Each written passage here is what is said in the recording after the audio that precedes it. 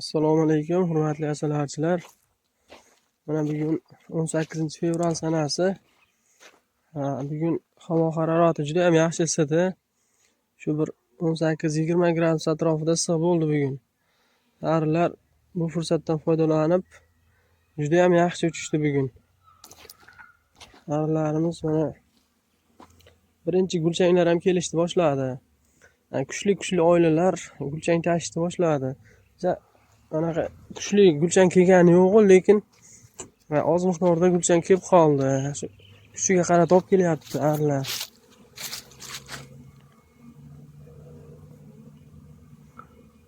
Arilar ilk matkalarimiz bor edi. Mana shu ikkala yashikda mana ko'k tarafida ikkita karnika F0 matka bor. Mana bunisida F0 karnika zinger Astrovnoy bor. Bunisida karnika Imego bor, Avstriyaniki. Shu ikkala matkamiz ham tuxumga kirib qoldi. Xo'p, shu matkalarni bir tekshirib ko'rmoqchi edim. Bir 10 kun oldin ko'rganimda karnika zinger endi bitta tuxum qo'ygan edi. Mana Imego hali tuxumga kirmagan edi. Shuni hozir bir tekshirib ko'rmoqchiman.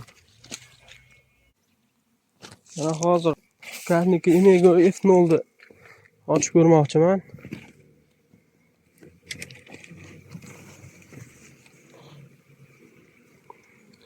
Mana 4 ramka zich arisi bor bu arini.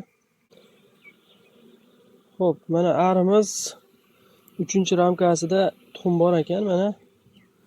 Mana rasplodlar, lichinkalar, yangi tuxumlar bor. Xudoga shukr, mana birinchi F0 matkamiz mana rasplodlarni yopishni boshlabdi.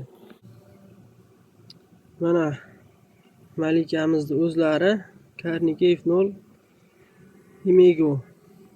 Bu matka 2024-yilda Avstriyadan kelgan. O'tgan yili qizlarini chiqarib yaxshi ishlatilgan. Natija yaxshi. 1 yil sinovdan o'tgan matka. Mana ikkinchi F0 matkamizni ko'ramiz.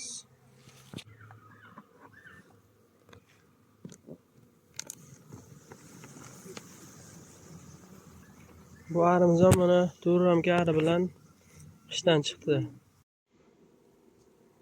Mana karnika zinger matkamiz 15-raqamda.